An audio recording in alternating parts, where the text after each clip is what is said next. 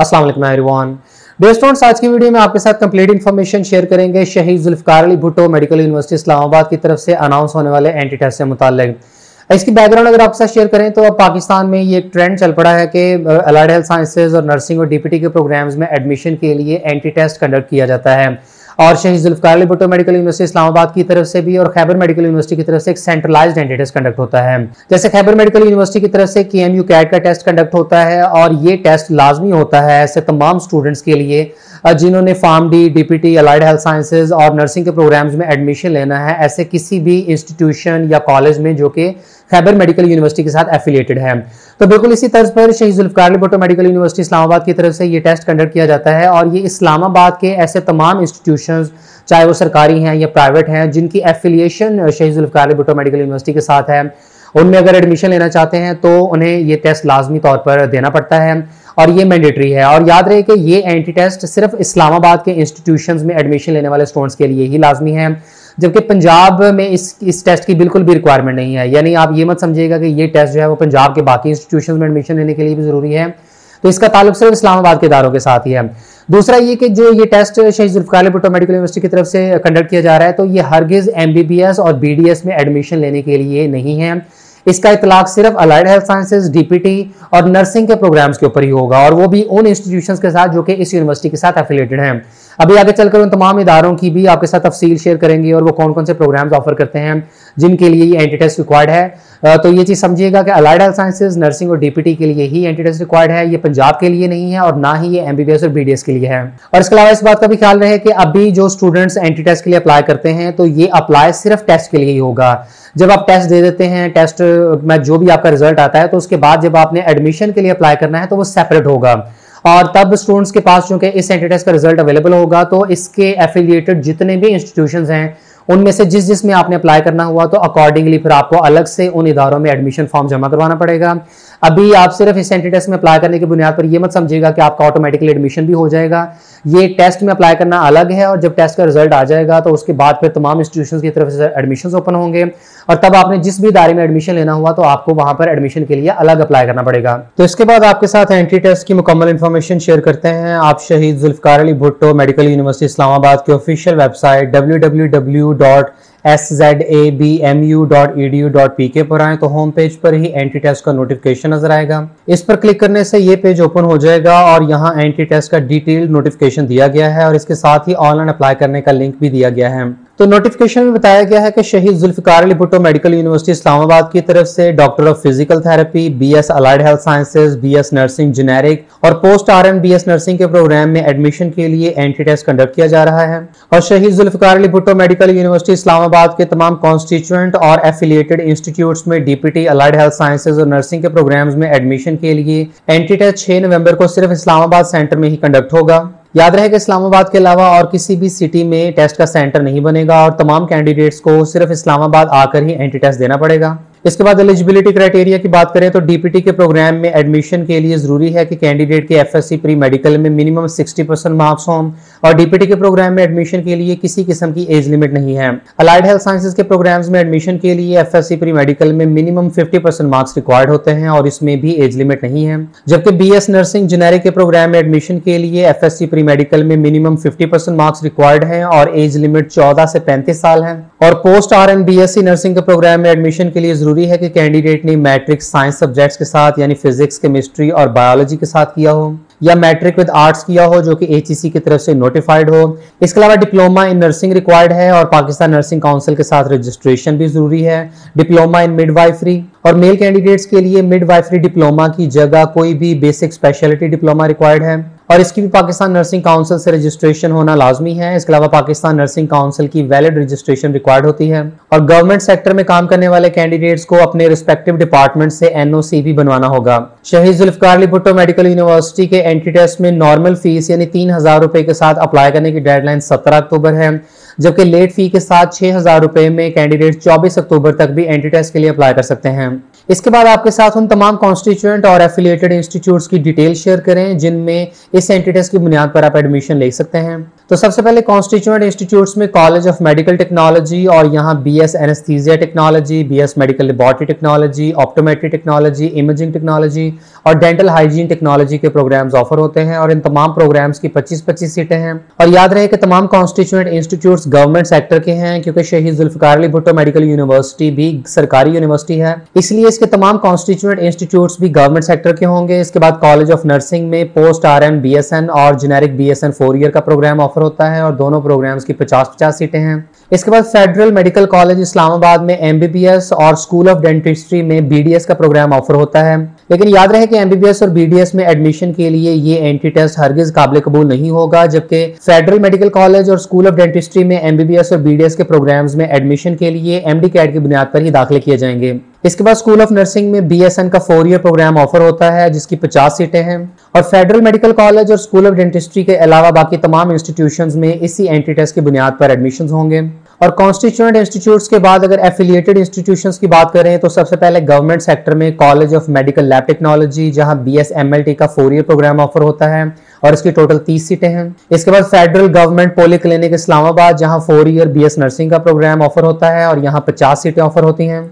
और इसके बाद national institute of rehabilitation medicine Islamabad जहां सिर्फ पोस्ट ग्रेजुएट डिप्लोमा ही ऑफर होता है, लेकिन इस डिप्लोमा प्रोग्राम में एडमिशन हरगिज इस एंट्री टेस्ट की बुनियाद पर नहीं होंगे, क्योंकि एंट्री टेस्ट सिर्फ अंडर ग्रेजुएट डिग्री प्रोग्राम्स में एडमिशन के लिए ही है। इसके बाद प्राइवेट सेक्टर की बात करें तो अमन मेडिकल इंस्टीट्यूट जहां जेनेरिक BSN और DPT के प्रोग्राम्स में एडमिशंस होंगे।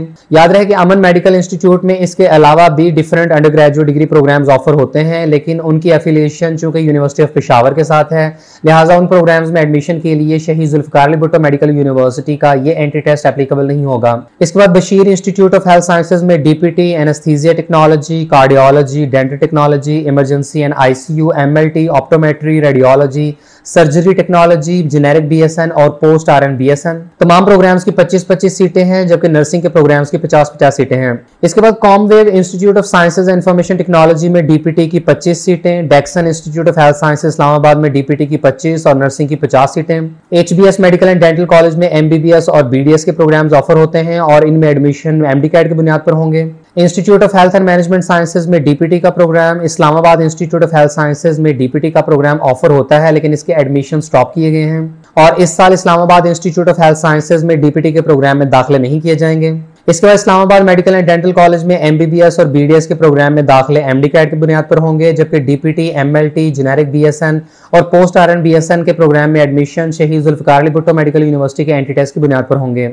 इसके बाद NCS institute of sciences Islamabad में DPT के प्रोग्राम की 25 सीटें हैं, जबकि नर्सिंग के प्रोग्राम के दाखिले 2022-23 के बैच के लिए स्टॉप किए गए हैं। Nova institute of modern science Islamabad में भी नर्सिंग के प्रोग्राम के दाखिले इस साल नहीं किए जाएंगे।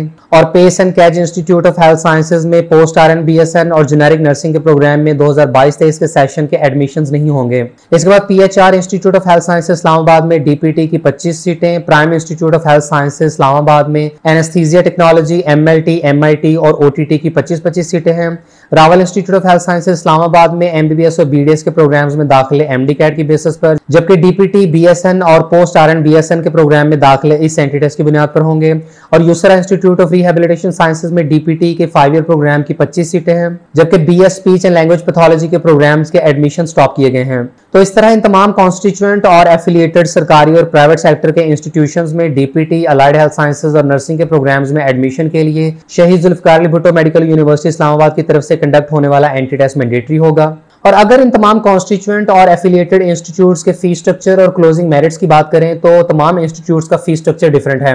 और जो तो कॉन्स्टिट्यूएंट और गवर्नमेंट सेक्टर के एफिलिएटेड इंस्टीट्यूट्स हैं तो जाहिर है इनकी फी काफी रीजनेबल होगी, जबकि प्राइवेट सेक्टर के इंस्टीट्यूशंस की फी थोड़ी ज्यादा हो सकती है। और इनके फीस स्ट्रक्चर की डिटेल आपको इन इंस्टीट्यूट्स की ऑफिशियल वेबसाइट से मिलेगी। और अगर इनकी वेबसाइट्स के ऊपर फीस स्ट्रक्चर ना दिया गया हो तो आप इन इंस्टीट्यूट्स के साथ इंडिविजुअली कॉन्टैक्ट करके फीस स्ट्रक्चर की मालूमात ले सकते हैं।